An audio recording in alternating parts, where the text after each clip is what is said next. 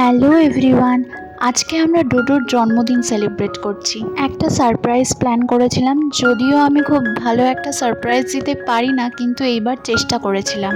সন্ধেবেলা এই সারপ্রাইজটা পেয়ে ও নিজেও অবাক হয়ে গিয়েছিল।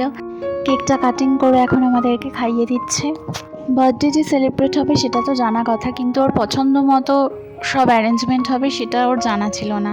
প্রথমেই ওকে দিয়ে দিয়েছিলাম কেক, সঙ্গে আলুর চিপস।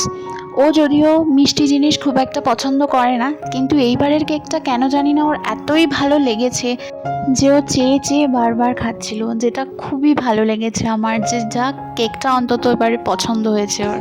তারপর তো বাঙালিদের পায়েস, এটা ছাড়া তো জন্মদিন অসম্পূর্ণ। এটা আমি তাই বানিয়ে দিয়েছিলাম নিজের হাতেই।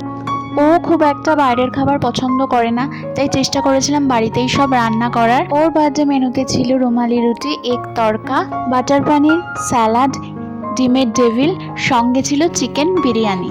আর ডেজার্টে তো পায়েস ছিলই, শুধুমাত্র রুমালি রুটি আর ডিমের ডেভিলটা ছাড়া সবই বাড়িতে বানানো।